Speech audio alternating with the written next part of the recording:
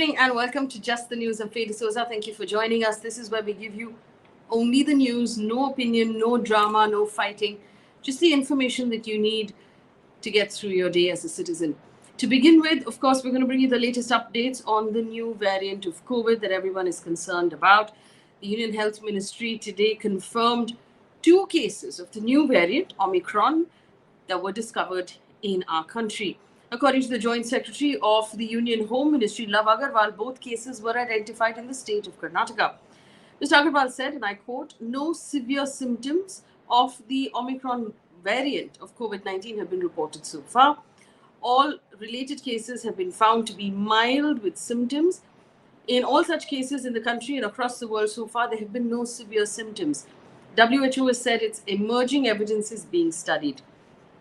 The Karnataka Health Minister, Dr. K. Sudhakar, has also made a statement, and I quote, he said 2 people were found to be positive for the Omicron variant of COVID-19. One person was a 66-year-old South African national who has now returned to the country.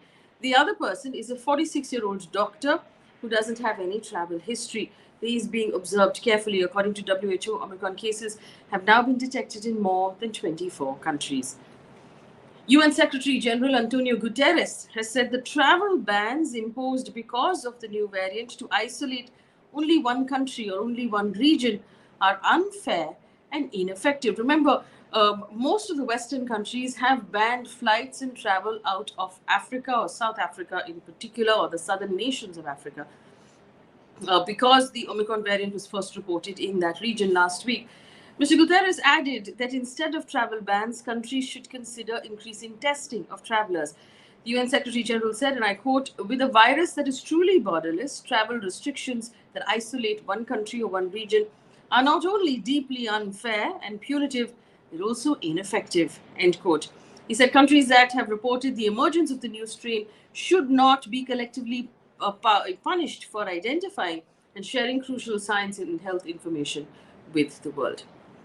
Meanwhile, new infections are going up in South Africa. 8,500 new COVID infections were registered in a daily figure. This is almost double the 4,300 cases that was confirmed the previous day. According to Reuters, Omicron accounted for 74% of the 249 virus genomes sequenced in South Africa in November, according to the National Institute of Communicable Diseases in the country, which is collecting data as part of a wider network of genomic surveillance. There's also worrying news coming out of Germany. The country reported 67,186 new COVID cases in just one day. It also reported 446 deaths. This is the highest daily figure since February this year. Germany also reported 4 cases of the new variant. All of the 4 people were fully vaccinated. An update on the numbers from India. India reported 9,765 new COVID cases, 477 deaths in the last 24 hours. Maharashtra has watered down its guidelines that was announced yesterday. Remember, we told you the central government asked Maharashtra to relook at its guidelines and bring them in line with the guidelines that the rest of the country were using. So today we have the amended guidelines from Maharashtra that have come out. For domestic travel into the state of Maharashtra, passengers will either have to be fully vaccinated and show that certificate, or carry a negative RT-PCR test that's about 72 hours before boarding. Maharashtra has categorized 3 countries into high-risk countries, that's South Africa, Botswana, and Zimbabwe. Travelers coming into the state of Maharashtra from these 3 countries will have to undergo an RT-PCR test on arrival and mandatory 7-day institutional quarantine. Earlier, Maharashtra had issued these guidelines for all countries. Delhi's Health Minister Satyendra Jain has announced that RT-PCR tests will be mandatory for all international travelers landing in Delhi. If a passenger is tested positive, he or she will be kept in strict isolation and their samples will be sent in for genome sequencing in order to figure out which variant it is. If a passenger tests negative, they will have to undergo 7 days of home quarantine as well. Moving away from COVID, and this is a very telling, very worrying story. The Union Social Justice and Empowerment Minister, Ramdas Athavale, informed Parliament today that out of the 43,797 identified manual scavengers in India, 42,594 belong to the scheduled caste. 421 were from scheduled tribes, and 431 were from other backward classes. This means that there are about 350 who are not in any of these categories, or what one might call a general category. Remember, this year in the winter session, the centre informed the parliament that there were no deaths at all due to manual scavenging in the last 5 years, a statement that was refuted strongly by human rights groups who said that that is not true. Manual scavenging is the practice of physically removing human excreta by hand from sewage tanks and septic tanks. Prohibitive employment of manual scavengers and the Rehabilitation Act of 2013 bans the practice, but it still continues in almost all of our cities and states, including our national capital. In 2019, in fact, Oxfam had said in one of its reports that 99% of those involved in manual scavenging are Dalits. Among them, 95% are women.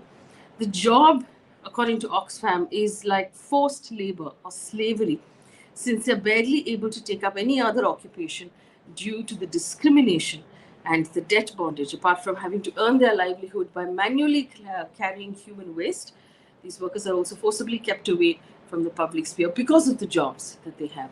The other severe problem that plagues this industry is the lack of safety gear, the lack of health insurance, and the lack of any sort of care from either government or their employers, city and state. An update from Parliament. Lok Sabha passed the Assisted Reproductive Technology Regulation Bill 2020 today. The purpose is the establishment of a national registry and a registration authority for IVF clinics and clinics that are, or any sort of clinic that is involved right now in assisted reproductive technology. The bill aims to regulate this entire sector. So IVF centers, sperm and egg banks, and anything linked to that. It also outlines the need to formulate standard operating procedures to ensure uniform costs and global quality standards according to the bill. The Union Health Minister Mansukh Mandavia, who tabled this new bill, said, and I quote, "Many clinics have been running in the country without regulation. There is a need to regulate such clinics because of the implication that they have on the health of those who undertake the procedure. If there's no regulation, unethical practices will increase," end quote. There was criticism for the bill from the Congress.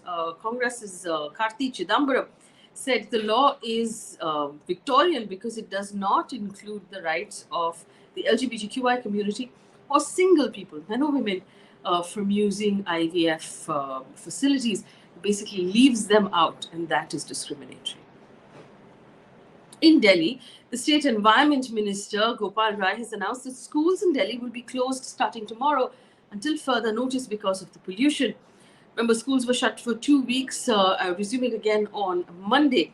The decision comes after the Supreme Court pulled up the Delhi government today for the deteriorating air quality. Chief Justice Ramana asked, and I quote, "We feel that nothing is happening and pollution keeps increasing. Only time is being wasted." Of course, the Supreme Court also questioned the Delhi government for asking adults who go to office to work from home to avoid pollution by making children come to school. The court has given the Delhi government a 24-hour ultimatum and neighboring states to act against industrial and vehicular pollution immediately. AQI in Delhi today was 429. It's a severe category. It is not good for anyone. Construction activities, remember, all except the Central Vista project have been shut completely in Delhi. Coming to that Central Vista project, the central government informed the Supreme Court that while all construction activities in Delhi have come to a halt, the Central Vista project cannot stop because it is, and I quote, "of national importance." The Urban Affairs Ministry, in its affidavit, assured the Supreme Court that the project to build a new parliament building will not cause any pollution. The ministry went on to say that the project complies with the construction and demolition waste management rules, each and every condition which is out to ensure that it does not cause any pollution. The government has said that measures like anti-smog guns, mist spray system, dust suppressants, conveyor belts to transfer construction material are being followed. So obviously, the Central Vista project will continue. An update from the Delhi High Court commenting on the dengue situation in Delhi. The High Court has said that there's complete paralysis of administration and no one is bothered about the deaths of people. The High Court said, and I quote, "If elections were fought and won or lost on real issues, we would have a very different city. It doesn't look that way today. They're being fought on what is free."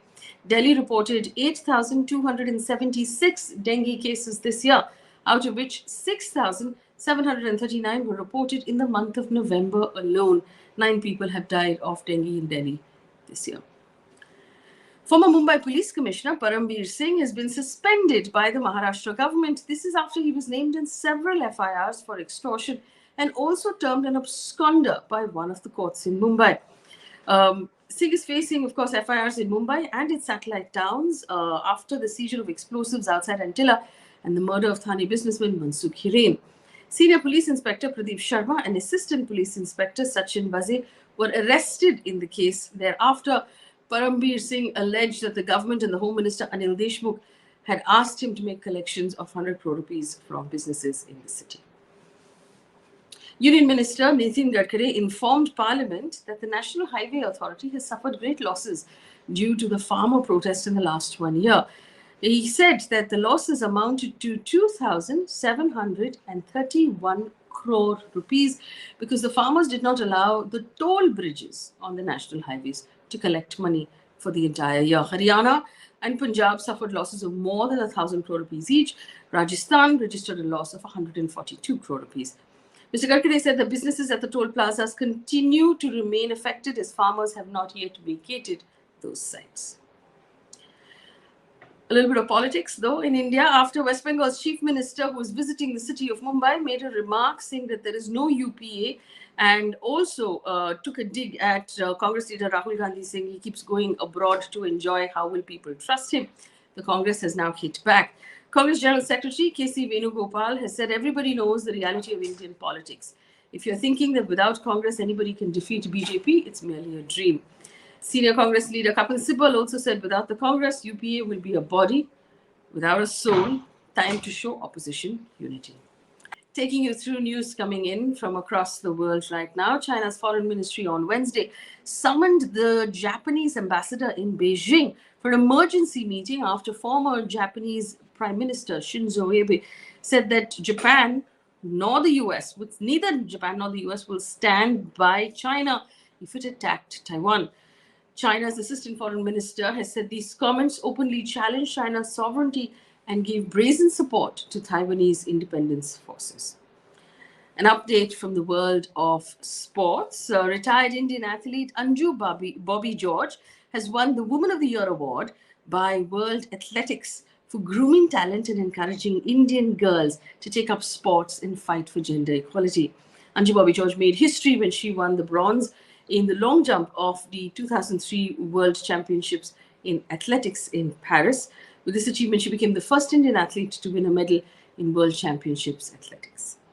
And a piece of positive news, the US's United Airlines has made history after it operated the first ever commercial flight, which is 100% sustainable fuel in one of its 2 engines.